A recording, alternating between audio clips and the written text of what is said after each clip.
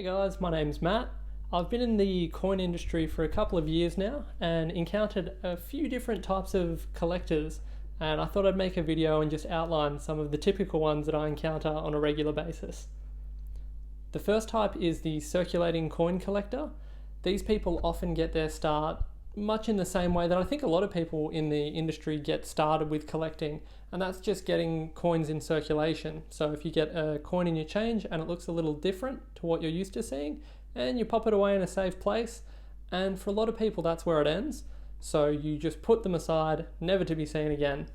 But then for those other few, like myself, it escalates into a lifelong pursuit and a really rewarding hobby.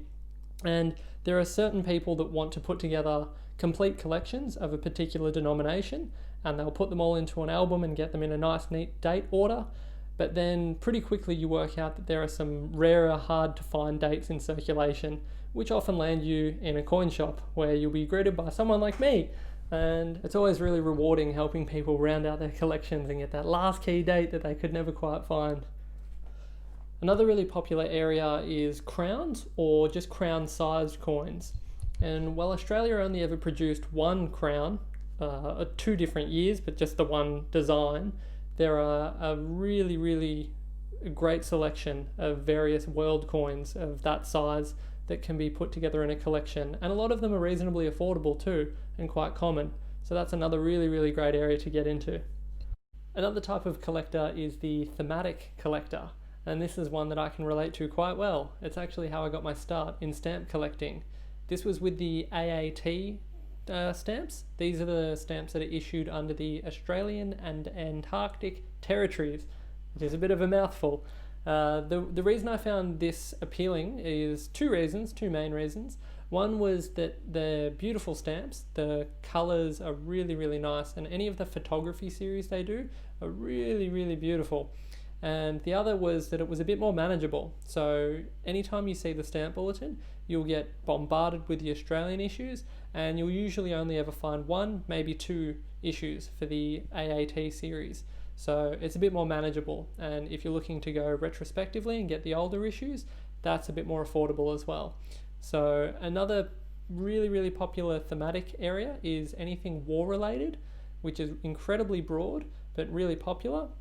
And the other main one that I see quite a lot of is animals. So people that are really into birds. Birds is a big one. And then Australian animals, which is also quite popular. But another thematic area that people like to focus on are particular events. One that's a big one for me was the centenary of Melbourne and Victoria celebrations. So I'll get into that maybe in another video, but that's a really interesting one where there was a lot of different merchandise produced for that event. The next type of collector that I deal with from time to time, and it can start out a little sad, but then it can actually be quite rewarding, is the inheritance. So people that have inherited a partial collection that's not quite complete, and then they end up spending the time to see it through and finish the collection. So that can actually be really exciting to be part of that journey with someone and watch them sort of inherit this thing that they know nothing about, and then take the time to pursue it and learn a little more about it and finish off the collection. So that's a really rewarding part of what I get to do on a regular basis. Another type of collector that's always fascinated me is the rarities collector. So these are often people with significant resource to put into their collecting hobby, and as a result I've been fortunate to be part of putting together some of the most amazing collections in the country. And these collectors, I think they have sort of a different take on collecting. So their approach differs from the typical collector that I deal with. A lot of the times they just want the best of the best and the rarest items, and it's really interesting to see the way they approach collecting.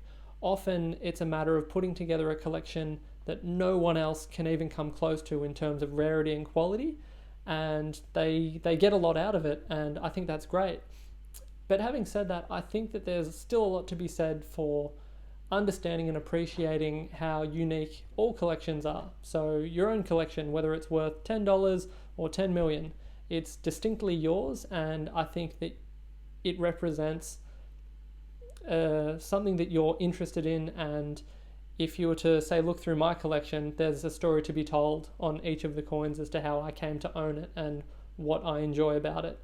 So whilst it's the top end of the spectrum and it's really fascinating, it's just almost a different world, but still it all ties in, and it's all under the same umbrella of enjoying and appreciating parts of history. Another one that I'm very guilty of, and this is what I like to call the magpie collector. So this is the character that comes into a shop or a coin show or is even browsing online, and you see anything that's a little bit different and you just have to have it. And I'm a big sucker for anything that's a little bit different. And I think in the early days it was great because I would just get anything from any country, and if I saw a theme that I liked, I'd just dive into it. But pretty soon it became apparent that I wouldn't be able to effectively pursue I couldn't pursue every single area of coins that came across my desk. So I soon realized that I had to sort of refine it a little bit and pull my horns in a little. So that in itself can become quite daunting when you step back and look at your collection and you realize that there's no rhyme or reason to it. Some people like that, but I'm very much into sort of law and order. I like to know what I'm collecting, why, what the objective is, and then to see it through to the end. So I think a lot of people will relate with me on that one, that collecting everything and anything is great, but it can be a little daunting at times as well. Another type of collector that I encounter from time to time, it's not terribly common, but you do occasionally get what I like to call the flipper. So these are people that aren't really interested in collecting at all. They don't have a collection, they're not engaged by it, they don't really care for the hobby, but they just sort of serve to jam up the supply chain and hoard popular and valuable items. And I think sooner or later a lot of those people end up getting burned, because they can't all be winners. So sooner or later they'll go big on a dud, and they'll sort of distance themselves a little from it. It's a disappointing reality of the industry, but I think, again, if you just sort of stick to what you're really truly interested in and form a relationship with either your local dealer or someone like that, you should hopefully not have to deal too regularly with these types of people. Lastly, just some advice that I got that I thought was really, really good and has served me well over the years, and that's to always collect within your means, particularly with these things like Facebook and YouTube, and you can see everyone else's collection and it's all exciting and everyone's fired up about the next purchase, but you can very easily get sort of roped into it to a point where you end up spending a little more than you have. And my number one bit of advice would be to enjoy the hobby, make the most of your own collection, but also operate within your means and realize that your collection is unique to you and that's to be enjoyed in itself, and don't get competitive with it because it'll very quickly take a lot of the fun out of it.